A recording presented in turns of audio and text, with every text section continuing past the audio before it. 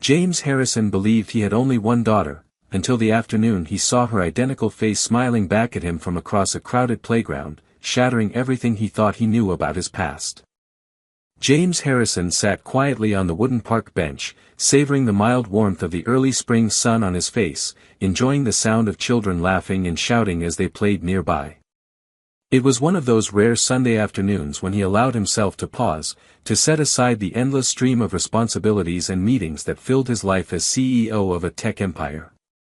His attention, however, was devoted entirely to his 6-year-old daughter, Emma. With her waist-length dark hair flowing behind her as she ran, her bright blue eyes sparkling with joy, she was unquestionably the center of his world. James smiled softly as he watched her navigate the monkey bars with determination, marveling again at how effortlessly Emma mirrored his own features. She was his little clone, and everyone who knew them remarked how much she resembled him. Just as he was about to call her over for a snack, something in the crowd of playing children caught his eye. He straightened slightly, his gaze sharpening, his heart suddenly thumping in his chest with strange intensity. Across the playground, climbing up a bright red slide, was another little girl. For a moment, James thought he was seeing things, a trick of the sunlight perhaps, or simply the natural confusion that happens when dozens of children run around in similar jackets and sneakers. But as he stood slowly, he realized there was no mistake. The girl he saw was almost an exact copy of his Emma. She had the same thick, dark hair falling in gentle waves past her shoulders, the same delicate features, and when she turned, laughing at something her playmate had said, he felt a sudden jolt as if the earth had shifted under his feet. Her eyes, large, clear, and unmistakably bright blue, mirrored Emma's own exactly. James felt a rush of confusion and disbelief, his body moving forward before his mind fully comprehended the action. He needed to get closer, to see her clearly, to confirm whether this was merely coincidence or something much more profound. He tried to rationalize, to convince himself that plenty of children resembled one another, that surely it was just a strange coincidence. Yet the striking resemblance felt far beyond ordinary. His footsteps quickened until he stood only a few feet away, unnoticed by the children deeply immersed in their play. James studied the mysterious girl's movements, the tilt of her head when she spoke, the playful way she brushed hair from her face, each gesture uncannily familiar. Then suddenly, from the corner of his eye, James caught sight of a woman approaching the girl, her arms outstretched affectionately. He froze instantly, recognition hitting him like a physical blow. His breath caught painfully in his throat. It was Alice. Alice, the woman he had loved passionately, who had suddenly and inexplicably vanished from his life just after their twin daughters were born. Alice, who had left him without explanation, taking one daughter and leaving Emma behind in his care. James had searched for her desperately in those early months, exhausting all resources, hiring investigators, but finding nothing. She had vanished without a trace, leaving only emptiness and unanswered questions behind. Now, there she stood, right in front of him, embracing this child who was so obviously Emma's twin sister. He stared, unable to move, unable to breathe. He had spent years imagining this moment, dreaming of finding Alice again, of reclaiming the daughter he had lost without knowing her. But seeing them now, in real life, felt surreal. He saw Alice's gentle smile as she spoke softly to her daughter, smoothing back her hair lovingly. He could see clearly how much she had aged, still beautiful, but now with lines around her eyes, her shoulders carrying a quiet, weary grace. James felt his heart race painfully fast, torn between the impulse to rush forward and demand explanations and the fear that doing so would cause Alice to flee again, vanishing back into shadows that had hidden her so thoroughly before. Lost in this chaotic whirlwind of emotions, James hadn't noticed Emma quietly approach him, tugging lightly at his sleeve, curious about his frozen stance. "Daddy?" she asked quietly, her eyes wide and questioning, pulling him from his stunned reverie. He looked down at his daughter's innocent, trusting face and tried to gather himself. Kneeling gently to meet her gaze, he managed a shaky smile, brushing a strand of hair from her face. "It's okay, sweetheart," he whispered, but inside, nothing felt okay. He glanced back toward Alice and the girl, heart hammering in his chest. Alice's eyes suddenly lifted, meeting his own across the crowded playground. Her expression shifted from gentle calm to shocked recognition in an instant. Their gazes locked, heavy with a shared history filled with love, loss, and unanswered pain. Without a word, Alice quickly turned away, grabbing her daughter's hand and hurrying toward the park exit, leaving James standing in silent disbelief, holding on to Emma tightly, knowing his life had just changed forever, again. James spent the rest of that evening lost in thought, pacing around his large, modern home while Emma peacefully slept upstairs, unaware of the seismic shift that had just occurred in their lives. His mind raced, replaying the brief, intense moment in the park when his eyes had met Alice's again for the first time in 6 years. The girl beside her had been unmistakably identical to Emma. James struggled to piece it all together, wondering how Alice had managed to vanish so completely, leaving no trace, only to resurface suddenly like this. He felt both anger and sadness intertwine sharply in his chest. The betrayal he'd felt years ago, which he'd thought was buried beneath layers of daily life, surged fresh and raw to the surface. Unable to rest, he began searching for Alice online, determined to find out everything he could about where she'd been and what she'd done. After a few frustrating hours, his efforts yielded results. Alice had indeed changed her name and had built a quiet life for herself and their other daughter in a nearby town, barely 20 miles away from him this entire time. The irony felt almost cruel. All these years spent wondering, longing, and she had been within easy reach. He stared at the screen, at the recent photos of Alice smiling gently at their other daughter, Chloe, who was smiling back in blissful ignorance of her father's existence, or the twin sister who lived so close yet was entirely unknown to her. James felt a crushing weight of responsibility and uncertainty. Should he confront Alice immediately, demanding answers, or approach slowly and carefully, afraid of pushing her back into hiding? He sat back in his chair, pressing his fingertips against his temples, thinking deeply. He knew he had every right to be angry, to demand explanations for what Alice had done. Yet something stopped him from picking up the phone in fury. It was Chloe's innocent face, the joy in her eyes as she looked up at her mother. James realized with painful clarity that his next moves needed to be careful, deliberate, not just for himself, but for both his daughters. After a restless night, James finally decided to contact Alice cautiously, through a discreet message, requesting a private meeting to talk. He kept his tone neutral, betraying neither anger nor resentment, simply asking her to give him a chance to understand. Hours later, her hesitant reply came, agreeing to meet him at a small, quiet cafe on the outskirts of town the following evening. He spent the next day tense and anxious, struggling to maintain composure during meetings and calls, unable to shake thoughts of the conversation ahead. When evening finally arrived, James drove to the cafe, his nerves tightly wound. He found Alice already waiting, sitting quietly at a corner table, fingers nervously tapping against her coffee cup. As he approached, she looked up, meeting his eyes with a wary, cautious expression. Neither spoke immediately. Instead, they studied each other carefully, noting the changes that time had brought. Alice still carried herself with a quiet dignity that had always drawn him in, but now there was a guarded sorrow behind her eyes he hadn't seen before.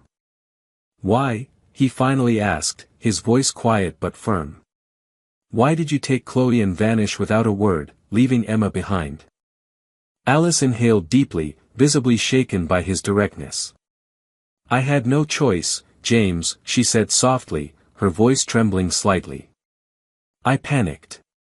When the girls were born, I saw how you wanted to control everything, our home, our future, even how we raised our daughters. I was scared you'd take both of them from me completely. I couldn't risk losing everything, so I made a terrible decision. I took Chloe, thinking I could protect at least one of my children from being completely swallowed up by your world." James listened silently, the sting of her words heavy in his chest. His instinct was to protest, to argue that he had never intended harm, that he'd only wanted the best life for his family. But deep down, he recognized a truth in her fear. Back then, he'd been blinded by ambition, too focused on building an empire to realize what he was losing at home. "Did Chloe ever ask about her father, about Emma?" James asked quietly, fighting to keep his voice steady. Alice nodded, her eyes filling with tears. She quickly blinked away. "She did, constantly. But I told her you were gone, unreachable. I wanted to save her from feeling abandoned, from thinking she wasn't enough. I know it was wrong. But once I started that lie, I couldn't stop it." James exhaled heavily, understanding the depth of her pain even if he couldn't justify her actions. He reached slowly across the table, not touching her hand but laying his palm open between them as a sign of peace. "Alice, I want Chloe and Emma to know each other. They deserve to have each other. Please, don't run from this again. Let's fix the damage together." Alice stared at his open hand, the air thick with unspoken fears and fragile hope. After a long pause, she finally nodded, tears escaping quietly down her cheeks. "I want that too," she whispered. They left the cafe that night without hugs or smiles, each carrying uncertainty but also a newfound determination. Neither knew exactly what the future would bring, but for the first time in years, they were both walking toward it together. In the days following their tense yet revealing conversation, James and Alice cautiously began the delicate task of reconnecting their separate worlds. Neither was fully prepared for how emotionally charged their interactions would be, each phone call or brief text exchange carrying layers of unresolved history and carefully masked vulnerabilities. James felt a constant internal battle between the desire to rebuild trust and the lingering resentment over Alice's choices. Meanwhile, Alice struggled with guilt, constantly worrying if allowing James back into Chloe's life would only lead to heartbreak for both girls. Yet despite their fears, both knew it was essential for Emma and Chloe to finally meet, to have the chance to grow up knowing they had each other. James arranged their first family meeting at a neutral place, a quiet, friendly diner halfway between their two homes. That morning, as James carefully brushed Emma's long dark hair, smoothing the strands gently, he noticed his hands trembling slightly. Emma watched him curiously through the mirror, sensing his anxiety but not fully understanding its cause. James smiled reassuringly, doing his best to hide his nerves. "You're going to meet someone very special today, Em," he said softly, keeping his voice calm and steady. Emma turned to look at him, eyes wide and full of innocent curiosity, and simply nodded, trusting him completely. When James and Emma entered the diner, Alice and Chloe were already seated at a small booth, Chloe playing with a napkin while Alice stared intently out the window, lost in thought. The moment Chloe glanced up, her eyes widened in shock and wonder, her little mouth dropping open. Emma stopped beside James, equally startled. The two girls stared at each other across the small space, their identical faces registering confusion, curiosity, and a quiet sense of recognition. No one spoke immediately, as though the air itself was holding its breath. Then, slowly and cautiously, the girls approached each other, their eyes locked in mutual fascination. James and Alice watched in silent awe, their own tensions temporarily forgotten. Chloe reached out a small hand and touched Emma's cheek gently, as if checking to see if she was truly real. Emma giggled softly at the touch, and suddenly, both girls smiled at once, their faces lighting up in perfect synchronization. They didn't speak, they simply stood there, absorbing each other's presence, somehow instinctively knowing they were deeply connected. Seeing their daughters together for the first time, James and Alice shared a glance filled with both joy and sorrow, joy at the immediate bond between the girls, sorrow at all the lost years. James silently motioned for Alice to join him at the table, and as they sat down, both found it strangely comforting to watch the twins interact so naturally, so effortlessly, despite having spent their lives apart. "I never imagined it would feel like this," Alice admitted softly, her voice barely above a whisper. "They act like they've always known each other." James nodded, unable to tear his eyes away from the two girls who were now laughing quietly, exchanging small secrets as though they'd never been apart. "It's like they recognize something deeper than memories," he murmured thoughtfully. "They just know they're sisters." Over lunch, the conversation was careful but gentle. Alice shared small stories about Chloe's life, her hobbies, her school, while James spoke lovingly about Emma, describing her favorite activities and quirks. Gradually, the tension between James and Alice softened, replaced by a growing sense of cautious hope. They began to see beyond their own hurts and mistakes, focusing instead on the happiness blossoming right before their eyes. By the end of their meal, Emma and Chloe had moved from quiet curiosity to animated conversation, giggling freely as they compared their favorite cartoons, snacks, and colors. As they stood outside the diner preparing to leave, Emma suddenly reached out to hug Chloe tightly. Chloe, slightly startled at first, quickly wrapped her arms around her sister, holding on to her with a fierceness that brought tears to Alice's eyes. James swallowed the lump in his throat, deeply moved by the powerful innocence and instinctive love shared by his daughters. That evening, after putting Emma to bed, James sat alone in the quiet living room, thinking deeply about the profound changes ahead. He knew the road wouldn't be easy, there was still so much healing needed between himself and Alice, and the girls would undoubtedly have many questions in the coming days.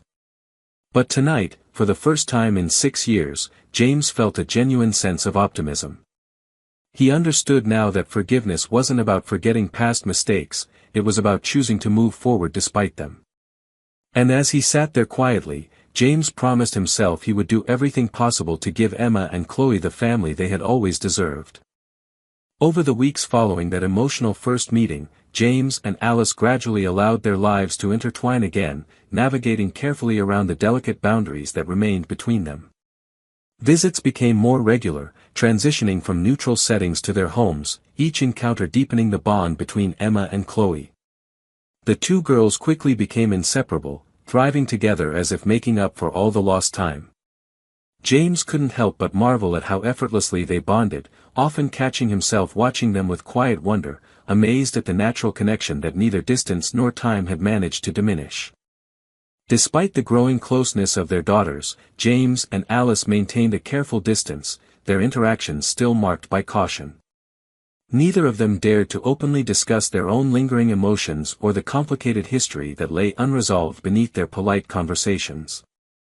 Both instinctively feared risking the fragile trust they had built by reopening old wounds. Yet, as the days turned into weeks, it became clear that ignoring their past would not be sustainable. Each time their eyes met across a room, there was a silent acknowledgement of unfinished business, a deep-rooted pain that remained carefully hidden beneath calm exteriors. One rainy afternoon, after James had dropped Chloe off at Alice's house, he lingered a moment longer than usual, standing uncertainly in her entryway. Alice looked at him, sensing immediately that something was weighing heavily on him. After a long pause, she quietly invited him in. They settled in her small, warmly lit kitchen, a gentle rain softly tapping against the windows. The silence stretched between them as they both searched for words, aware that something important needed to be said, but neither knew precisely where to start. Finally, James broke the silence, speaking quietly and carefully. "Alice, we can't keep avoiding the past. The girls are thriving together now, but we're still stuck somewhere between who we used to be and who we are now." Alice's eyes met his, the uncertainty clear in her expression. She nodded slowly, acknowledging the truth in his words. "You're right. But I'm terrified, James. I'm afraid that if we revisit those moments, everything we've built for the girls will collapse." James shook his head gently. "Maybe by confronting it, we can finally heal. Maybe we can actually build something stronger. For them, and for us." Alice hesitated, gripping her mug tightly as though it might offer comfort. She exhaled softly, gathering her courage. "When I left, I felt trapped," she admitted quietly. "I saw your ambition, your drive, and how quickly our family was becoming secondary to your career. I was scared, James. I thought you'd take our daughters from me if you believed I wasn't good enough." James listened quietly, absorbing the raw pain in her words. It stung deeply, but he also recognized truth in her fears. "I was blind," he confessed softly. "Back then, I was so consumed with success that I lost sight of the most important thing in my life, you. Our family. After you disappeared, I blamed you completely. But now, seeing it clearly, I realize my own responsibility in driving you away.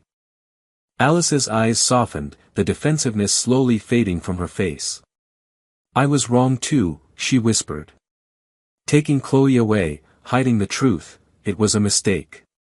At the time, I thought it was the only way to protect at least one daughter from your world. But I never stopped thinking about you, about Emma. The guilt I carried, it never left.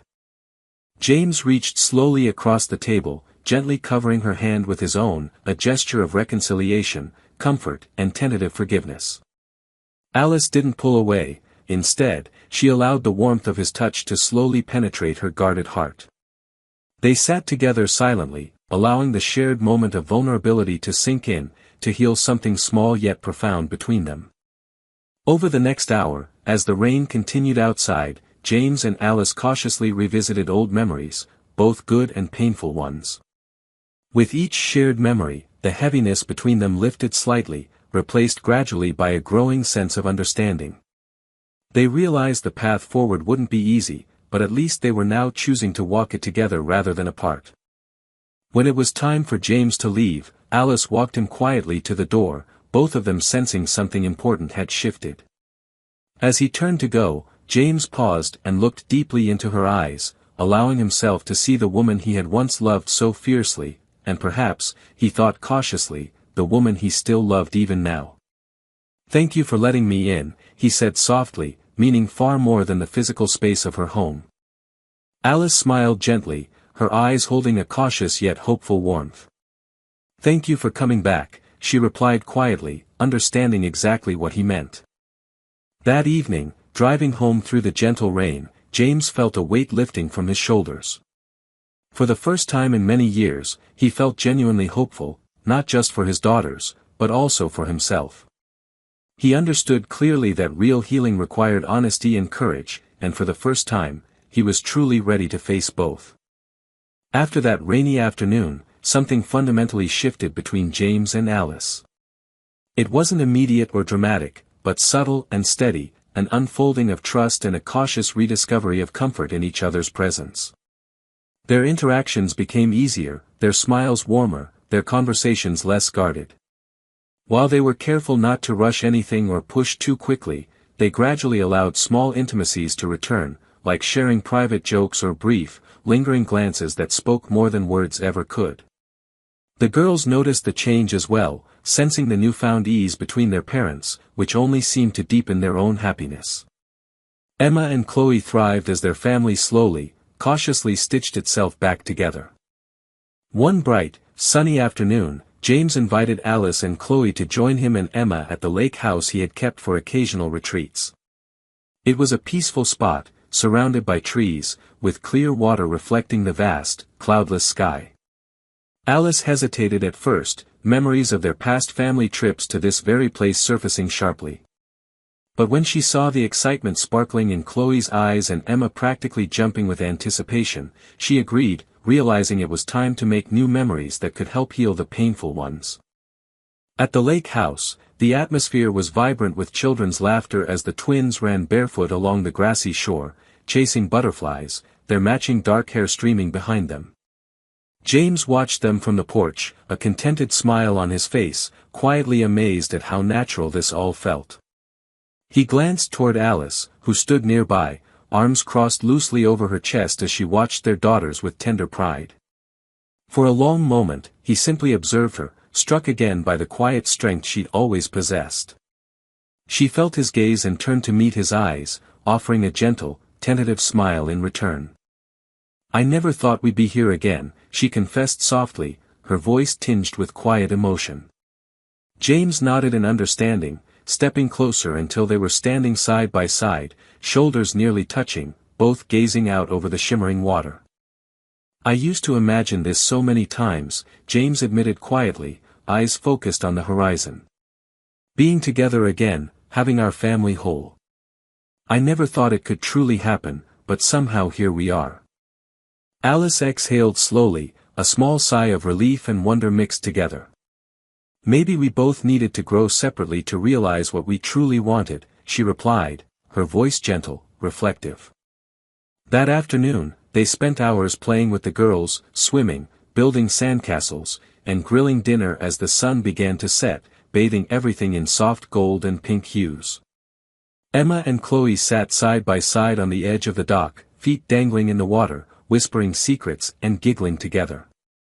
James and Alice sat behind them, close enough to touch but not quite daring to reach out, comfortable simply sharing the moment. Later, as stars started filling the evening sky, the twins drifted off to sleep on the couch, wrapped in soft blankets. James carried each of them gently upstairs to bed, carefully tucking them in. Returning downstairs, he found Alice quietly tidying the kitchen, lost in thought. James paused, simply watching her, struck by the warmth and familiarity of the scene. "I've missed this," he said quietly, surprising even himself with the admission. Alice stopped what she was doing and turned toward him, eyes searching his face carefully. "I have too," she admitted softly, stepping closer. "I tried so hard to convince myself I didn't, but deep down I always knew that was a lie."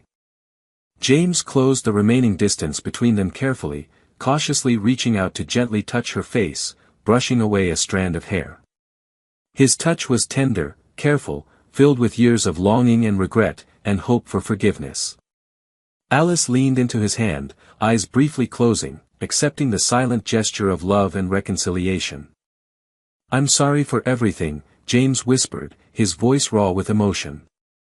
"For every mistake I made, for every moment I chose ambition over our family."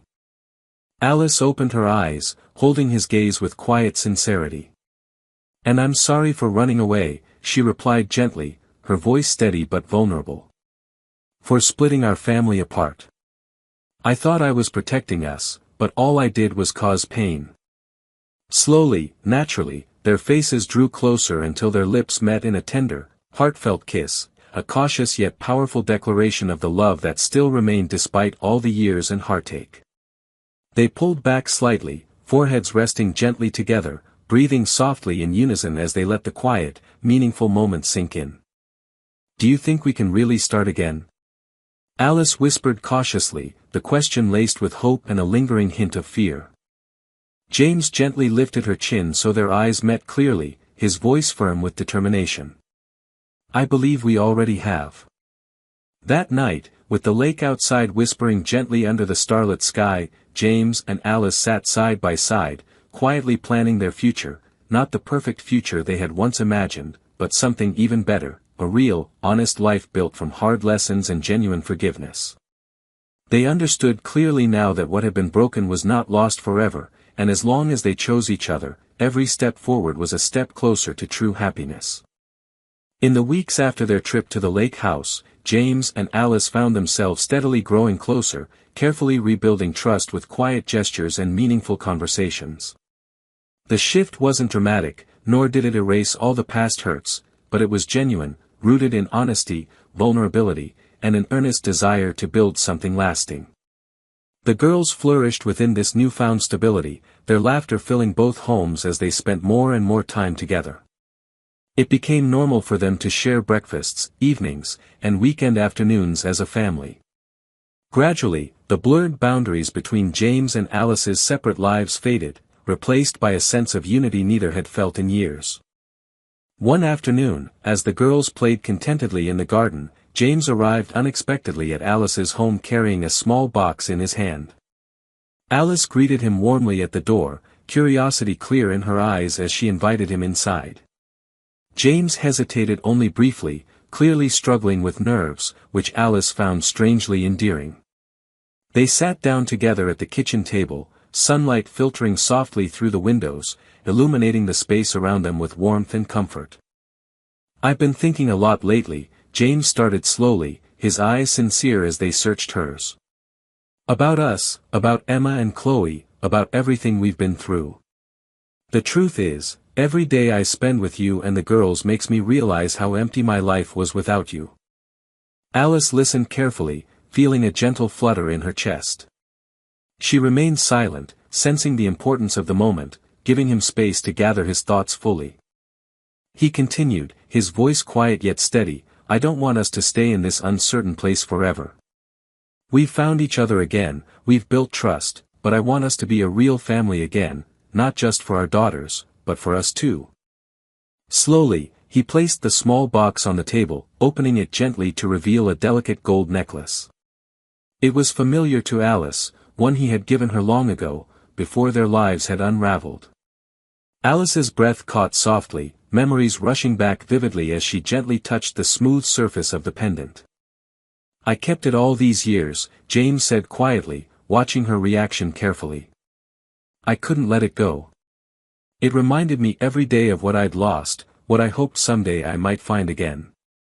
Alice met his eyes, her own glistening with quiet emotion, feeling a wave of warmth wash over her heart. James, she whispered gently, her voice tender and filled with genuine affection. Are you sure about this? Are you sure we're ready? He reached out, gently taking her hand in his own, his touch comforting and steady. I've never been more certain, he answered sincerely. I know we've both changed. We're not the same people who separated years ago. But I think the people we've become deserve a second chance. We deserve a chance to finally get it right. Alice smiled softly, carefully lifting the necklace from the box and feeling its comforting weight in her hand. She studied it thoughtfully, then met James's eyes again, her expression resolute. I want that too, she admitted softly, her voice clear and sincere. I want us to be a family again, not just for our daughters, but because I still love you. I never really stopped. James exhaled softly, relief and joy mixing warmly within his chest. Without hesitation, he rose slowly, moved closer, and gently clasped the necklace around Alice's neck, letting his hands rest lightly on her shoulders. She reached up, her fingers briefly touching his hand in a quiet moment of shared intimacy and silent promise. At that moment, the girls burst into the kitchen, laughing, their cheeks flushed from playing outside. They stopped immediately, sensing the tenderness in the room. Chloe tilted her head slightly, eyes curious, while Emma stepped forward cautiously. Are you guys okay? Emma asked, glancing carefully between her parents. James smiled warmly, stepping back to pull both girls close, gathering them gently into his embrace. Alice joined them, completing their little circle. We're better than okay, James answered gently. We have something important to tell you. He paused briefly, gathering his thoughts, then continued softly, your mom and I love each other very much, and we decided we want to all live together again, as a real family. The twins exchanged surprised glances before erupting into delighted giggles, throwing their arms around their parents in pure, innocent joy. James and Alice exchanged warm, relieved smiles over their daughters' heads, both deeply aware of how far they'd come. That evening, as they shared dinner together as a reunited family, laughter filling the small kitchen, James found himself deeply grateful for the painful journey they'd endured. It had tested their strength, their hearts, and their love, but ultimately led them back to each other, wiser and stronger than before. They had not simply returned to the past, instead, they had built something new, stronger and truer than anything they'd ever known. As James glanced around the table, his heart filled with peace, knowing that finally, after years of uncertainty and pain, he was exactly where he belonged. In the months following their decision to reunite as a family, James and Alice slowly rebuilt not only their home but their entire lives around each other and their daughters. Each day brought subtle changes, gradually transforming uncertainty into a reassuring sense of belonging. The familiar rhythms of daily routines became comforting rituals, shared breakfasts filled with laughter, weekend movie nights, and bedtime stories that James and Alice took turns telling. They carefully allowed their love to rekindle, nurturing trust through small gestures, thoughtful conversations, and a deep commitment to honesty. James discovered that being together again wasn't about recapturing their past, it was about consciously choosing each other every day, fully aware of their imperfections yet determined to move forward hand in hand. One crisp autumn afternoon, James quietly entered their cozy family room and found Alice sitting on the couch, gazing thoughtfully out the window as orange leaves gently swirled outside. He sensed immediately that something important was on her mind. Approaching slowly, he took a seat beside her, softly placing his hand over hers. Alice turned toward him, her eyes thoughtful, reflecting deep emotions she had clearly been wrestling with. "I've been thinking," she began gently, her voice careful yet steady, "about how much has changed between us. It's incredible how much stronger we've become. But sometimes I'm still scared, James, scared that all of this happiness could somehow slip away again." James felt a pang of empathy at her words, knowing exactly what she meant. He nodded gently, squeezing her hand reassuringly. "I understand that fear completely. I've felt it too. But the difference now is that we're not hiding from each other anymore. We face things together, openly. We won't let misunderstandings or silence pull us apart again." Alice met his gaze warmly, feeling deep comfort in his quiet confidence. "I believe you," she said softly, letting herself lean slightly against him. "But I think there's something we still need to do. Something to truly help us move forward together." James waited, sensing the gravity in her tone, allowing her the space she needed to express herself fully. After a brief pause, Alice continued gently, "I think we need to tell the girls the truth about everything, about why we separated, about how I took Chloe away and why we spent so many years apart. They're old enough now to understand, and they deserve to hear it from us openly, before they find out from someone else or begin asking questions we can't answer." James felt a momentary tension in his chest, realizing immediately the emotional weight of what Alice proposed. It was daunting, the thought of exposing their painful past so openly. But he also recognized the importance of transparency. The girls deserved honesty, even if it was difficult. He took a slow, deep breath, and then nodded resolutely. "You're right," he agreed quietly, his voice calm despite the weight of the decision. "They deserve to know the truth, and we owe it to them and ourselves to be completely honest." Later that evening, after dinner and homework were completed, James and Alice sat down with Emma and Chloe in the warmth of the family room. The fire crackled softly in the fireplace, and the gentle glow filled the room with a comforting atmosphere.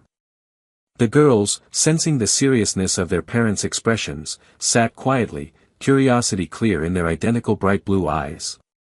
James spoke first, gently yet honestly, carefully choosing each word to convey the complicated truth. "Girls, your mom and I have something important to share with you. We want you to understand why our family was separated for so many years, and why it took us so long to find each other again." Together, James and Alice took turns explaining their past mistakes and the fears that had driven them apart. They spoke honestly about Alice's choice to leave with Chloe, the misunderstandings, and their regrets. The twins listened quietly, occasionally glancing at each other in silent understanding, absorbing every word thoughtfully. When James and Alice finished speaking, there was a brief silence in the room, allowing the twins to process everything they'd heard. Emma was the first to speak, her voice small yet steady. "But you're together now. You fixed it. That means everything's okay, right?" Alice smiled gently, nodding with relief and gratitude. "Yes, sweetheart. We're together now, and everything's going to be okay." Chloe, who had been quieter, suddenly reached out to take her mother's hand, looking earnestly at both her parents.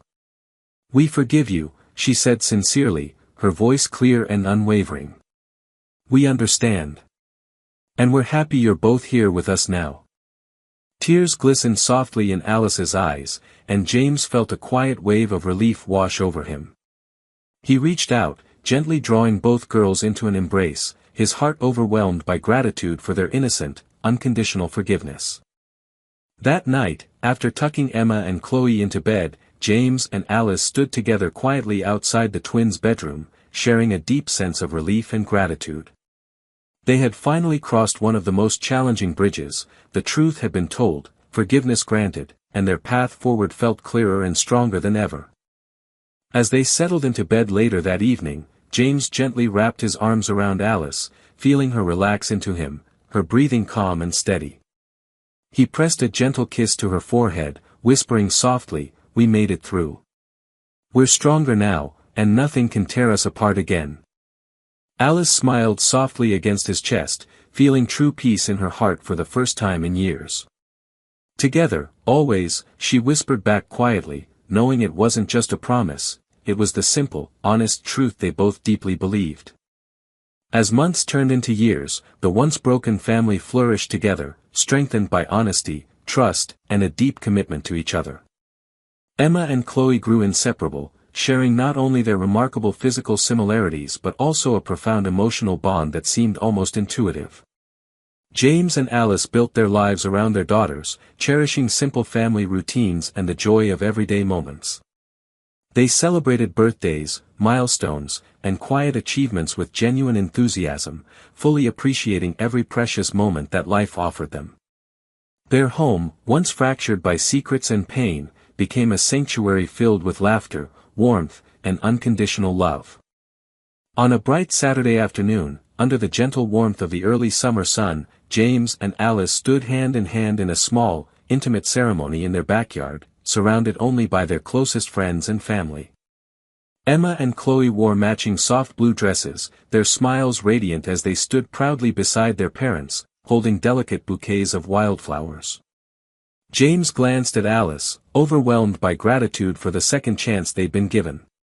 Her eyes shone brightly, reflecting a deep happiness he'd only dreamed of during their years apart. As they exchanged quiet, heartfelt vows, their voices were filled with sincerity, acknowledging not only the pain of the past but also the strength and healing they'd found together. After the ceremony, they celebrated simply, with homemade food, laughter, and the comforting ease of genuine friendship. James watched quietly as Emma and Chloe twirled together in the grass, their laughter drifting warmly through the air. He felt a deep, comforting sense of peace, profoundly aware of how much he'd changed since the days when success and ambition had overshadowed everything. Now, he understood clearly that true fulfillment came not from wealth or achievement, but from love, connection, and family. That evening, after their guests had left and the girls were tucked safely into bed, James and Alice sat together on the porch, wrapped comfortably in a soft blanket as stars filled the sky above them. The quiet surrounding them was gentle, punctuated only by the occasional rustle of leaves or the soft hoot of an owl in the distance. James held Alice close, savoring the warmth of her body against his, deeply grateful that they'd found their way back to each other. "I never imagined we'd find our way here again," Alice whispered softly, resting her head comfortably on his shoulder, her voice gentle and thoughtful. "I spent so long believing our love was lost forever." James nodded slowly, pressing a gentle kiss to her hair. "I felt the same," he admitted quietly. "I was convinced I'd lost you forever. But somehow, we were given another chance, and I'll never take this for granted." Alice lifted her head slightly, looking deeply into his eyes. "Do you think we needed to lose each other to truly understand how to love each other better?" she asked thoughtfully. James smiled gently, running his thumb softly across her cheek. "Maybe," he replied softly. "Maybe we needed the pain to learn patience and compassion, to realize what truly mattered. But now that we're here, I know I'd never trade this, our family, our love, for anything in the world." Alice smiled warmly, leaning in gently to kiss him, her lips soft and reassuring. They sat together quietly for a long time afterward, simply holding each other, allowing the peace and happiness of the moment to settle deeply within their hearts. In the years that followed, their family grew even stronger. Emma and Chloe blossomed into confident, kind-hearted young women, shaped by the honest love and resilience of their parents. James continued to lead his business successfully, but now he did so with compassion, prioritizing his family above all else, demonstrating to his daughters the true meaning of balance, kindness, and commitment. Alice, embracing her strength fully, pursued her own passions, building a fulfilling life that enriched both her family and her own heart. Years later, as James and Alice sat watching their daughters prepare for college, standing proudly side by side, holding hands, they reflected on the incredible journey they'd shared. They knew their story wasn't perfect, it had been messy, complicated, and filled with mistakes, but they also knew that it was deeply, undeniably real. It was a story of redemption, forgiveness, and the quiet strength of choosing love again and again, despite all odds. That night, as James gently wrapped his arms around Alice, their hearts filled with pride and gratitude, he whispered softly, "We made it. Through all the pain and uncertainty, we found our way home." Alice smiled warmly, resting peacefully in his embrace, knowing the truth of his words. Together, they had transformed heartbreak into healing, fear into courage, and loss into lasting love. In my view, the ending of this story resonates deeply because it underscores how real love and genuine forgiveness can heal even the deepest wounds. The power of James and Alice's reunion lies in its realism. They don't simply forget past mistakes, instead, they consciously choose to learn from them and grow together. Their journey emphasizes the transformative strength of honesty and vulnerability, showing that second chances, when embraced thoughtfully, can create an even stronger bond than before. Ultimately, it's not the perfection of their relationship that moves me most, but its authenticity, proving that love is not about never falling apart, but about consistently choosing to rebuild, no matter how difficult the path. Every night, it's the same. His motorcycle stands by the entrance, and he silently takes the key to room 13. In the morning, I clean the room, everything is perfect, as if no one stayed there. But I know, he's here because of me. I can feel his gaze. Who is he? Why does he come back every night? What does he want? Friends, what do you think of this story? Let me know in the comments where you're watching from.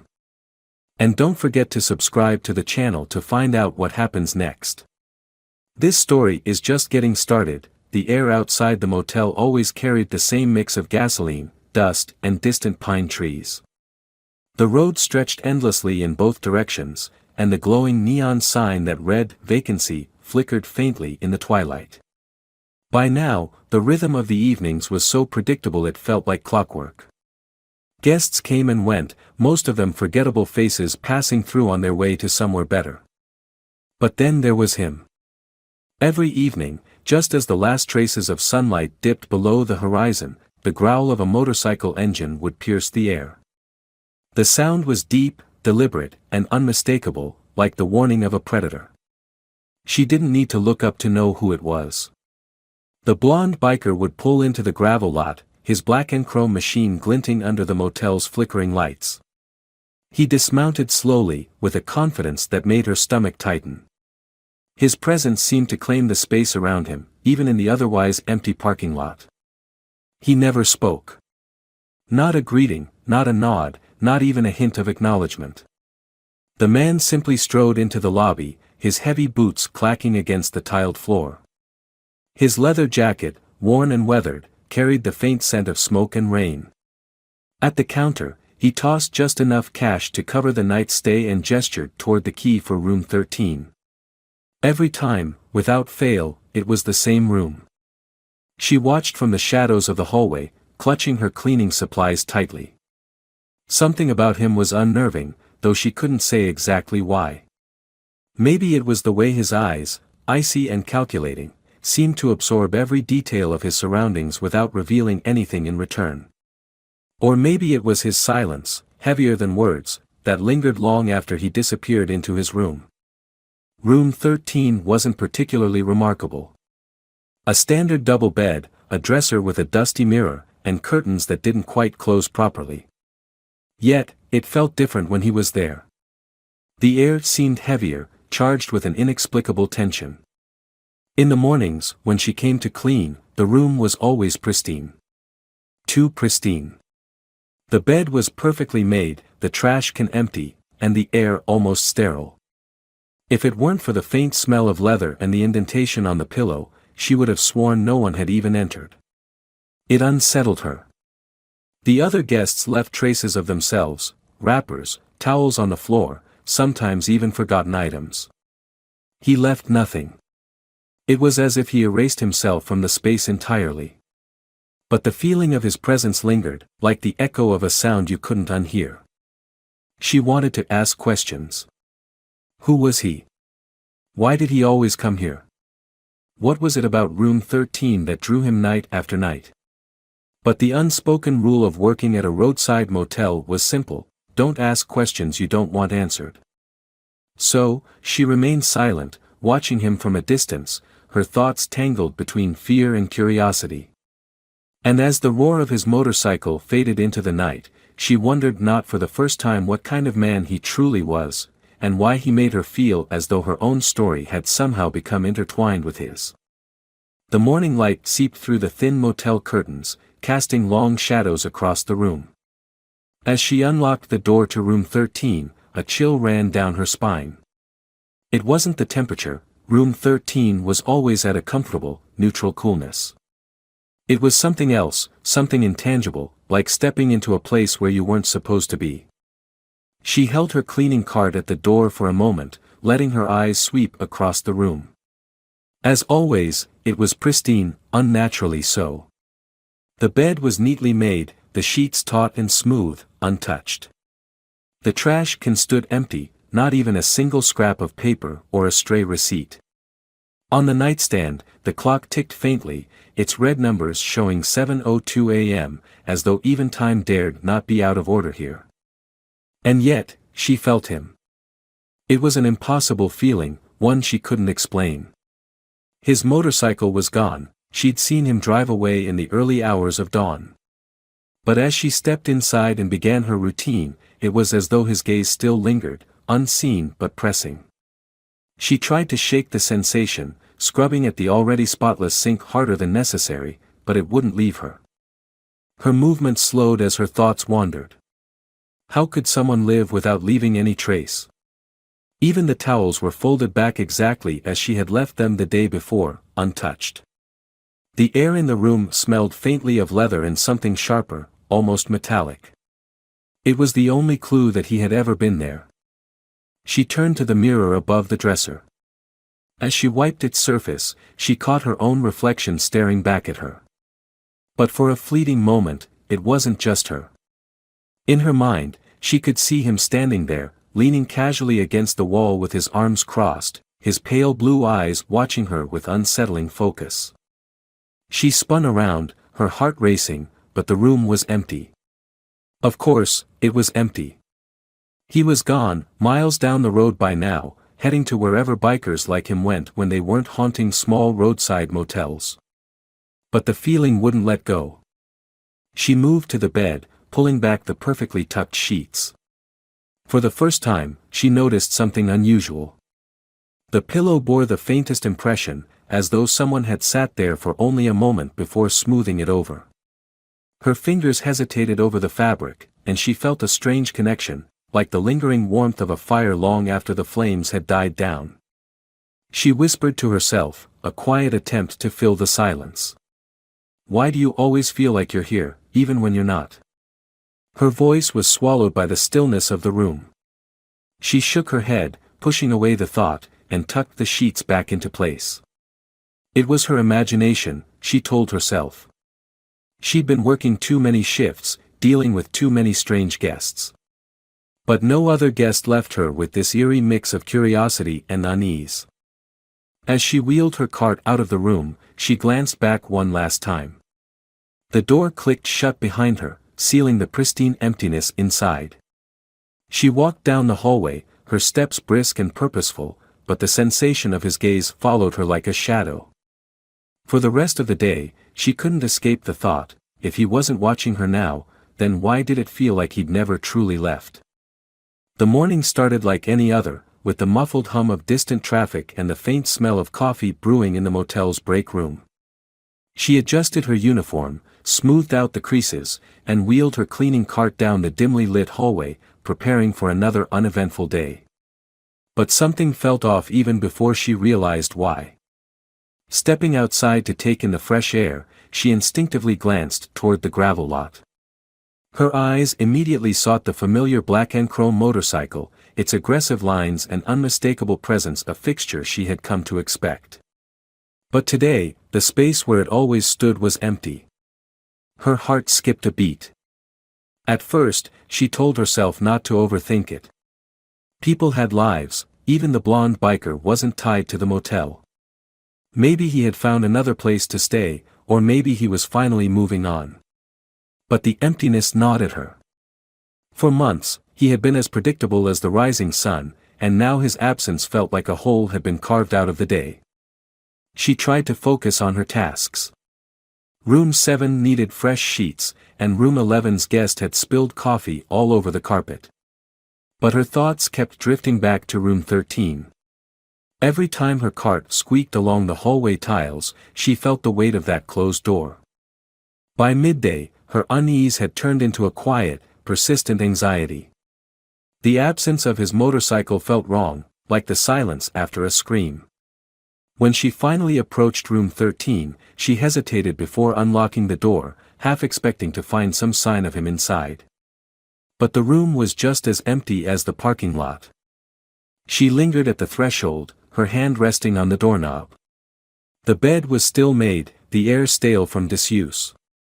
Without him, the room felt smaller, like it had folded in on itself. She stepped inside cautiously, her footsteps echoing slightly against the walls. The familiarity of the space felt hollow, as if his absence had sucked the life out of it. She leaned against the dresser for a moment, letting her thoughts wander. What did it mean? Had he finally broken his strange routine? Or had something happened to him? The possibility chilled her, but she quickly pushed it aside. He was just a man, a mysterious one, perhaps, but nothing more. Why should it matter to her? Yet it did matter. Later, as she cleaned the lobby, she found herself watching the parking lot through the glass doors. She kept glancing up, hoping for the faint roar of a motorcycle engine, the glint of sunlight on chrome. But the hours dragged on, and the lot remained silent. The nagging unease began to show in her movements. Her co-workers noticed her distraction and exchanged questioning looks, but she brushed them off with a polite smile. By the time the sun began to set, painting the sky in streaks of orange and purple, she could no longer hide her restlessness. She caught herself lingering in the hallway outside Room 13, her fingers brushing over the cleaning cart's handle. The door remained closed, a silent reminder of his absence. For the first time, she felt the weight of how much his presence, his mere existence in that room, had grounded her. "Why do I care?" she whispered to herself, shaking her head. But deep down, she knew. His absence was not just a break in routine. It was a sign that something was about to change, and that unsettled her more than she cared to admit. As night fell, the motel's neon sign buzzed faintly in the darkness, casting a pale glow over the empty parking lot. She stood by the window in the lobby, her eyes scanning the road one last time before turning away. The day had ended, and for the first time, Room 13 felt like a question without an answer. The morning light filtered through the grimy blinds in the manager's office, casting uneven shadows across the cluttered desk. The faint hum of an old fan did little to cut the stifling air, thick with the smell of stale coffee and cigar smoke. She stood in the doorway, hesitant, her hands fidgeting at her sides as she built up the courage to speak. Her boss sat slouched in his chair, the back tilted at an awkward angle that squeaked with every movement. He was a stocky man with a perpetually sour expression, his shirt perpetually stained and his voice perpetually condescending. He glanced up briefly as she stepped in, his beady eyes narrowing. "What?" he barked, his tone already impatient. She took a breath, steadying herself. "The man in Room 13 didn't show up last night." The boss blinked, his face momentarily blank, before his mouth twisted into a cruel smirk. He leaned forward, resting his elbows on the desk, and laced his fingers together. "And? What's it to you, huh?" His voice dripped with mockery. "Missing your little boyfriend already?" She stiffened, her lips parting to respond, but the words caught in her throat.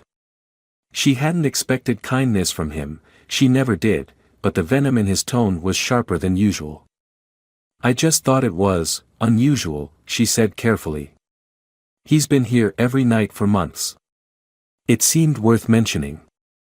He let out a short, barking laugh, leaning back in his chair until it creaked dangerously. "Worth mentioning," she says. "Like I give a damn about some biker trash." He squinted at her, his gaze raking over her in a way that made her skin crawl. "Funny, though, isn't it? How you're so worried about him. Makes a guy wonder what you've been up to. Her stomach churned. It's not like that, she said quickly, her voice firmer now. I just noticed, that's all. Not like that, he repeated mockingly, his grin widening. Sure it isn't. Maybe you thought he was here to rescue you or something, huh? Your knight in shining leather. She flushed, a mix of anger and humiliation rising in her chest. I didn't say that. No, but you don't have to. His voice dropped, taking on a nastier edge. You've been getting mighty comfortable around here lately, haven't you? Acting like you're more than just the help. Let me remind you of something, sweetheart, you're here to clean rooms and keep quiet. Not to ask questions, not to make observations, and definitely not to fantasize about guests who wouldn't look twice at someone like you. Her fists clenched at her sides, her nails digging into her palms. She wanted to yell at him, to tell him how wrong he was, but she knew it would only make things worse.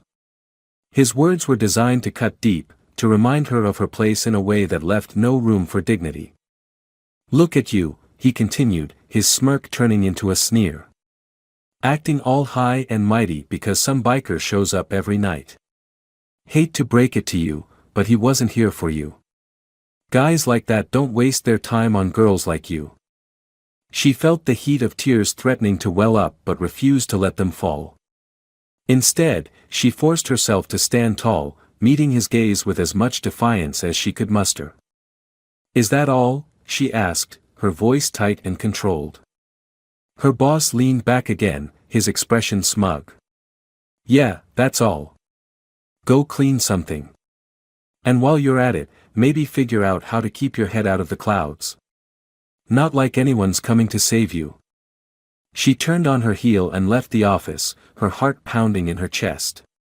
As the door swung shut behind her, she let out a shaky breath, anger and shame swirling in her stomach. She'd endured his insults before, but today they felt heavier, more personal.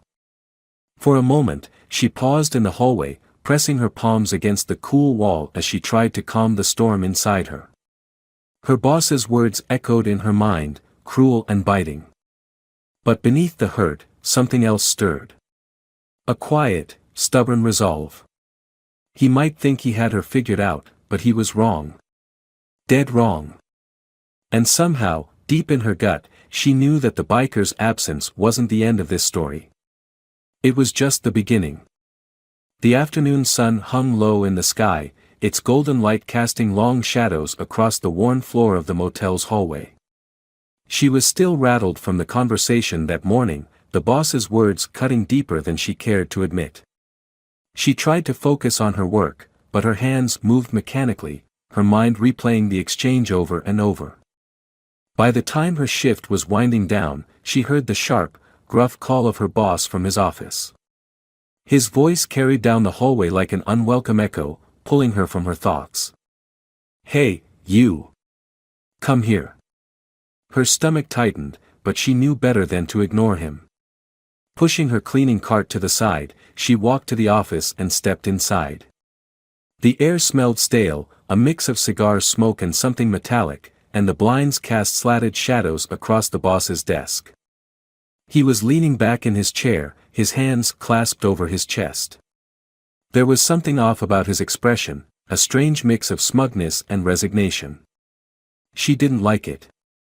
What is it? She asked, keeping her voice steady, though her nerves buzzed beneath the surface. He let out a short, bitter laugh. You've been acting all out of sorts since your biker boyfriend didn't show up last night. Thought maybe you'd want to know the truth about him. Her brow furrowed. What truth? He straightened in his chair, leaning forward with an intensity that made her step back involuntarily. You think he's just some drifter, right? Just some guy passing through? Hate to break it to you, but he's been here for a reason. And it ain't the room service. She froze, the words hanging in the air like a loaded gun. What are you talking about? He's been watching me, the boss said, his voice low and bitter. Keeping tabs. Making sure I don't step out of line. His eyes narrowed, and his lips curled into a sneer. All for you. Her breath caught in her throat. What do you mean, for me? For you, he snapped, slamming his hand on the desk for emphasis. The guy's been playing babysitter, keeping me from saying or doing anything you might not like. Making sure I don't give you too hard a time. The room felt like it was spinning. She gripped the back of a chair to steady herself. That doesn't make sense, she said weakly, though part of her knew it did. Why would he do that? The boss leaned back again, his eyes narrowing as he studied her. Hell if I know. Maybe he's got a soft spot for you. Or maybe he's just bored. Doesn't matter. What matters is he's been in my business ever since he started showing up here. The weight of his words hit her all at once, like a tidal wave crashing against a fragile shore. The biker's silence, his unwavering routine, his ever-watchful gaze, it all began to take on a new meaning. He hadn't just been a guest. He'd been something more, something she couldn't quite define but couldn't deny either. I thought he was just, her voice trailed off, unable to finish the sentence. Yeah, well, you thought wrong, the boss said, his tone sharp. And let me tell you, it's been a real pain in the ass having him around. But I guess he's got you fooled, doesn't he? She didn't respond. Her mind was too busy racing, trying to piece together the fragments of her interactions with the biker. Why would he care enough to intervene? What did he see in her, a maid who was just trying to survive the day-to-day grind? The boss sneered, clearly enjoying her discomfort. You should be grateful, you know. If it weren't for him, I might have given you a lot more to complain about. Her fists clenched at her sides, a mixture of anger and confusion swirling inside her. She hated the way he said it, as if he had any power over her, as if she owed him something for not being worse. Without another word, she turned and left the office, the sound of her footsteps echoing in the hallway. Her thoughts were a storm, crashing into each other, unraveling the truths she thought she knew. The biker had been protecting her. Silently, without asking for thanks or recognition, he had been there, a shield she hadn't even realized she needed. The revelation unsettled her. It wasn't just about gratitude, it was about vulnerability, about being seen in a way she hadn't expected. And now, more than ever, she needed to know, who was he? And why did he care? The hallway was eerily quiet as she walked away from the boss's office, her footsteps echoing against the tiled floor. Her mind raced, replaying his sneering words over and over. The biker had been protecting her all this time, but now he was gone. The emptiness of room 13, the silence of the parking lot, it all felt heavier now, as if the absence of his presence had removed a layer of safety she hadn't even realized she relied on. She reached for the handle of her cleaning cart, hoping the familiar routine would ground her, but before she could move, the sharp sound of the office door slamming open behind her made her flinch. Hey! The boss's voice boomed down the hallway, rough and venomous. Don't you walk away from me. She froze, her breath catching in her throat. Slowly, she turned to see him storming toward her, his face twisted in anger. His heavy footsteps were deliberate, each one pounding into the ground like a threat. What's your problem? She asked, trying to keep her voice steady, though her hands trembled against the cart. My problem, he snarled, stopping just a few feet away from her. You. Acting like you're too good to answer my questions. Like you're untouchable just because some biker decided to play hero. His words hit like a slap, but it was the way he stood, his chest puffed out, his fists clenched at his sides, that sent a chill down her spine. The air between them felt charged, like a storm about to break. I'm just trying to do my job, she said quietly, hoping to diffuse the situation. Your job, he spat. Your job is to clean rooms, not get involved in my business. Not to act like you're better than me. You think you can just waltz around here with that attitude because someone's been watching out for you? I don't think that, she replied quickly, her voice tight. I don't want any trouble. Oh, but you've got trouble now, he said, his voice lowering to a menacing growl. He took a step closer, and she instinctively stepped back. That biker's not here to save you anymore, is he? It's just you and me now. No one to keep me in check. Her heart raced, her pulse pounding in her ears. She glanced around, but the hallway was empty. No one was coming. The weight of his words settled over her like a suffocating blanket. I don't know what you're talking about, she said, forcing herself to stay calm, though her instincts screamed at her to run. Don't play dumb with me, he snapped, stepping even closer. His breath was hot, reeking of stale coffee and bitterness. I could have done a lot worse to you, but I held back because of him. But now. He leaned in, his voice dropping to a dangerous whisper. Now I don't have to. Panic clawed at her chest. She gripped the handle of the cart tightly, her mind racing for an escape. She had to get out of there. Now. I have work to do, she said quickly, stepping to the side, but he moved to block her path. You're not going anywhere, he growled, his eyes dark with anger. Not until I'm done talking to you. Her instincts took over. Letting go of the cart, she bolted down the hallway, her shoes squeaking against the tiles as she ran. Behind her, she heard him shout, his heavy footsteps pounding as he gave chase. Her heart thundered in her chest as she turned the corner, her breath coming in short, desperate gasps. The motel felt like a maze, every hallway stretching longer than it should. She could hear him closing in, his voice echoing after her. You can't run forever, he bellowed, his tone dripping with rage. Adrenaline surged through her veins as she pushed herself faster, her only thought to get away, to find a door, a window, anything to escape. Just as she rounded another corner, her foot caught on the edge of the rug, and she stumbled, falling to her knees. Pain shot up her leg, but she forced herself up, her hands scrambling for traction on the smooth floor. She could hear him now, closer than ever, his voice twisted with satisfaction. I've got you now, he hissed. She turned, her back against the wall, her eyes wide with fear as he advanced toward her. His shadow loomed large, and for the first time, she saw just how much power he believed he had over her. And then, just as he raised his hand, a sharp sound split the air, a low, familiar rumble. Her heart leapt. The biker. Out of nowhere, the roar of the motorcycle filled the hallway like thunder, and the man she thought was gone stepped into view. His icy blue eyes locked onto the boss with a fury that sent shivers down her spine. For the first time that day, she felt the suffocating fear lift. The boss's face twisted into shock, and he stumbled back, his arrogance crumbling in an instant. The biker was back. And he wasn't going to let her face this alone. The front doors of the motel slammed open, the force shaking the walls. And there he was. The biker. He stepped into the dimly lit hallway, his silhouette framed by the fading evening light. His boots hit the tile with deliberate force, the leather of his jacket creaking as he moved. His eyes, those icy, piercing eyes, locked onto the boss, and in that moment, the temperature in the hallway seemed to plummet. The boss stumbled back, his bravado crumbling in the face of the biker's presence. Wait, he stammered, holding up his hands. This isn't what it looks like. I wasn't going to.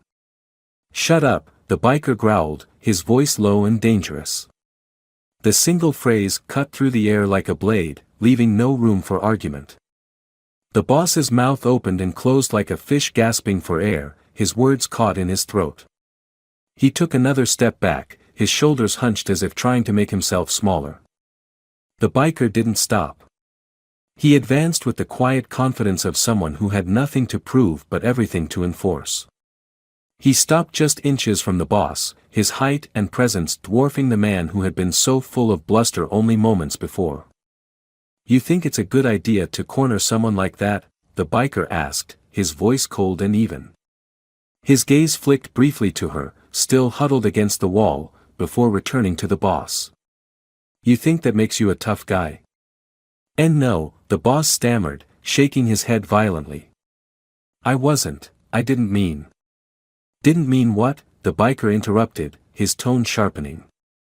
He leaned in slightly, his presence suffocating. Didn't mean to scare her. Didn't mean to push her around. Or didn't mean to get caught. The boss's face drained of color. I wasn't going to do anything, I swear. It was just a misunderstanding. Misunderstanding? The biker's voice dropped even lower, so quiet it was almost a whisper, but it carried the weight of a growl. You've got two choices. You walk out of here right now and never so much as look in her direction again, or you find out how fast I can make you regret staying. The boss hesitated, his eyes darting between the biker's unyielding gaze and the exit. Okay, he blurted out, raising his hands higher. I'm leaving. I won't, she's not my problem anymore. I swear. Good choice, the biker said flatly, stepping aside just enough to let the boss shuffle past him. The boss didn't wait for further permission. He turned and practically ran down the hallway, his footsteps echoing in retreat. The sound of the motel's front door slamming shut signaled his departure, leaving the space eerily quiet once again. She stared at the biker, still catching her breath, her heart pounding from both fear and relief. He turned to face her, his expression softening slightly, though his eyes still held that intense, watchful glint. You okay? He asked, his voice losing its edge. She nodded, unable to find the words to respond. Her mind raced with questions, but all she could focus on was the fact that he was here, standing between her and the danger that had felt so inevitable just moments ago. Good, he said simply. He held out a hand, and she hesitated only for a second before taking it. His grip was strong, steady, reassuring in a way she hadn't expected. As he helped her to her feet, the weight of everything that had just happened began to sink in. But for now, she focused on one thing: she wasn't alone anymore. The hallway was still, the echoes of the boss's retreating footsteps fading into silence. The biker stood a few feet away, his presence commanding yet oddly calming. She hadn't moved since he'd helped her to her feet, her hands still tingling from the strength and warmth of his grip. The reality of what had just happened lingered in the air, heavy and unspoken. As she watched him, his back partially turned, she couldn't ignore the questions swirling in her mind. They pressed against her, insistent and loud, demanding answers she wasn't sure she had the right to seek. Who was he? The question lingered, sharp and unrelenting. It wasn't just about his actions tonight. It was about all the nights before, the countless times he'd come and gone from room 13 like clockwork, leaving nothing but silence and questions in his wake. Why did he care? Why had he gone to such lengths to protect her without ever saying a word? The biker finally turned to face her, his sharp blue eyes meeting hers. For a moment, she thought she saw something flicker there, something softer, almost hesitant. It was gone as quickly as it came, replaced by the same calm, unreadable expression she'd come to associate with him. You should sit down, he said, his voice quieter now but no less steady. You've been through a lot. She nodded, her body still moving on autopilot, and sank onto the edge of a nearby chair. He remained standing, his frame relaxed but ready, as though he were still anticipating another threat. Her gaze followed him, taking in the details she'd never let herself linger on before. The way his jacket fit like it had been molded to him, the slight wear at the cuffs, the faint scent of leather and wind that clung to him. He was a stranger, yet he felt strangely familiar, like a shadow she'd always known was there but had never turned to face. Why? The word escaped her lips before she could stop it. He glanced at her, his brow furrowing slightly. Why what? Why do you care? She asked, her voice steady despite the nervous flutter in her chest. Why did you protect me? Why have you been coming here, night after night? Who are you? The questions tumbled out, each one heavier than the last. She didn't expect him to answer. Men like him didn't explain themselves, not to people like her. But the weight of her curiosity was too much to bear in silence. He sighed, running a hand through his blonde hair, and for a moment, he looked almost tired. Not physically, but as though he carried a burden he'd been holding for too long. "It's not easy to explain," he said finally, his voice softer now. He leaned against the wall, crossing his arms over his chest. "I didn't plan for you to notice me. You weren't supposed to." Her heart skipped at his words, a strange mixture of fear and something else, something warmer. "But I did," she said quietly. "And now you're here.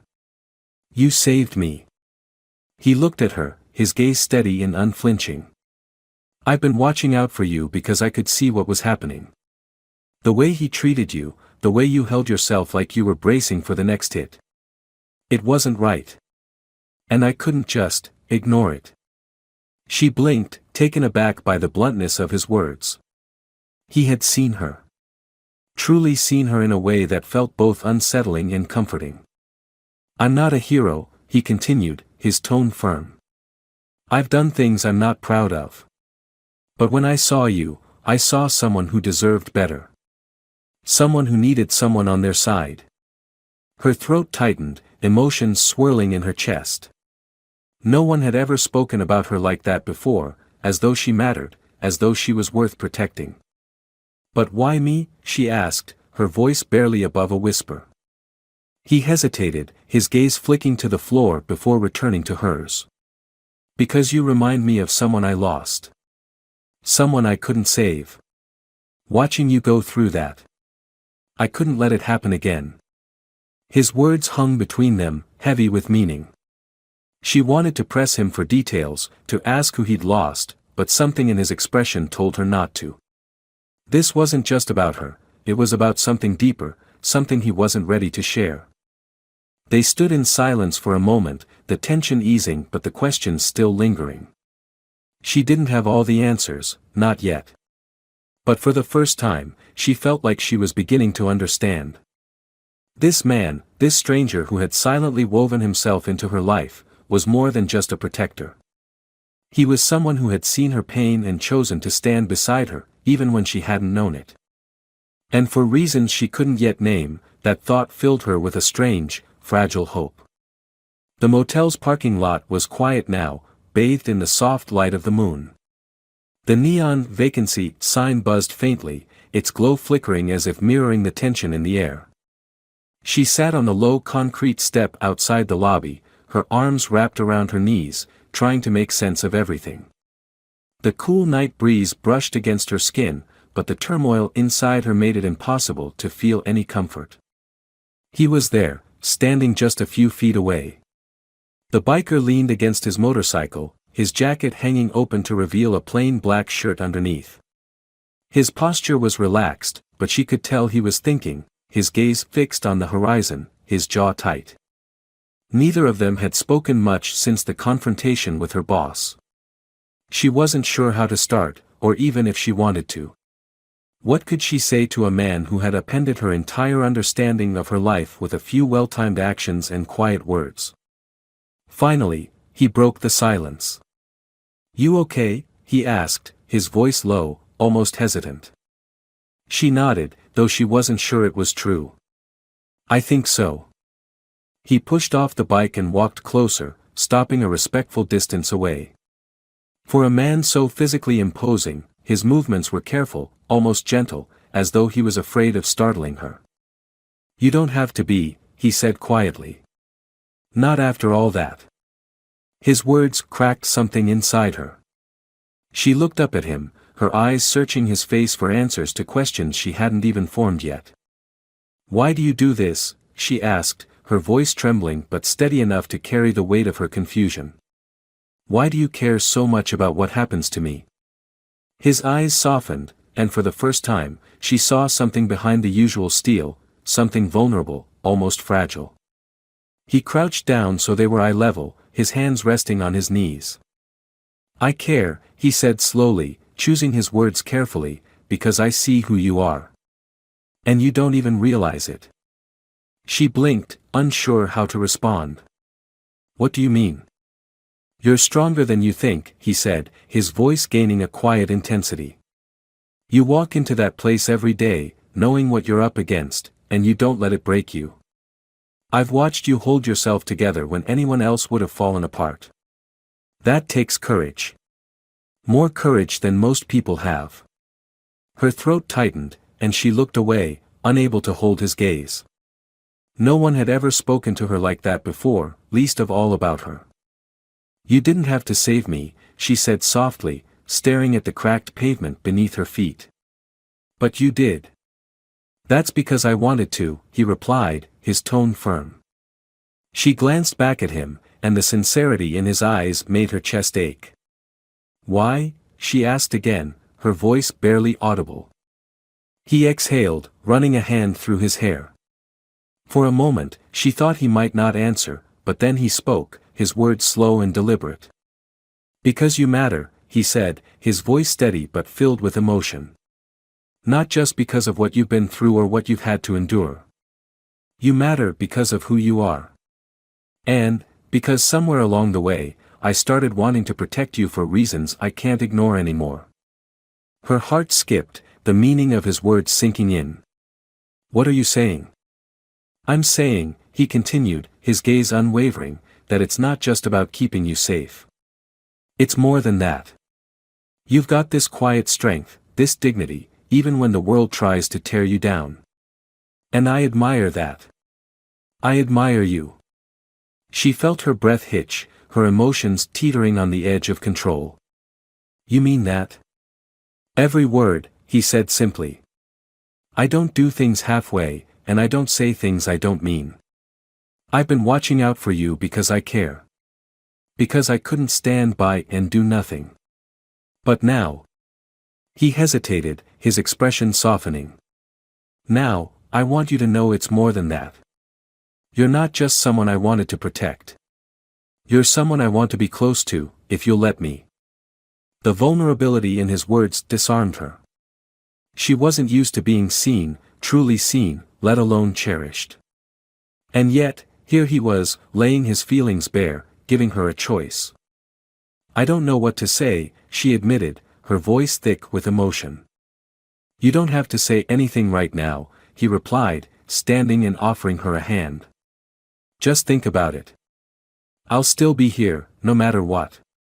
As she took his hand and let him help her up, she felt something shift inside her, a fragile but undeniable sense of hope. For the first time in a long time, she wasn't afraid of what came next.